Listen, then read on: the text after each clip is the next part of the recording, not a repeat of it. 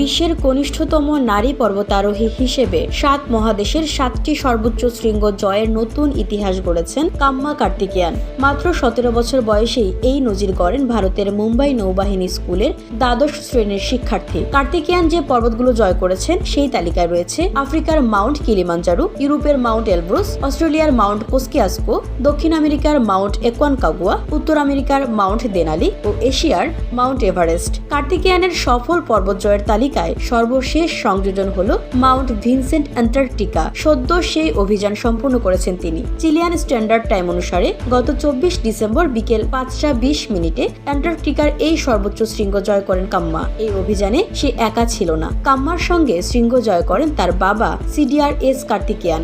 ভারতীয় নৌবাহিনীর পক্ষ থেকে কাম্মার এই সাফল্যের খবর প্রকাশ্যে আনা হয়েছে। তাদের পক্ষ থেকে কাম্মাকে এবং তার বাবাকে অভিনন্দন জানানো হয়েছে। কাম্মার সাফল্যে পৌঁছানোর জেদ ও একাগ্রতাকে কুর্নিশ জানিয়েছে ভারতীয় নৌবাহিনীর পক্ষ থেকে। টুইটারে লেখা হয়েছে, মুম্বাই নৌবাহিনী স্কুলের দ্বাদশ শ্রেণীর ছাত্রী কাম্মা কার্তিকেয়ান নয়া ইতিহাস রচনা করেছেন। বিশ্বের কনিষ্ঠতম নারী পর্বতারোহী হিসেবে 7টি মহাদেশের 7টি সর্বোচ্চ শৃঙ্গ জয় করেছেন তিনি।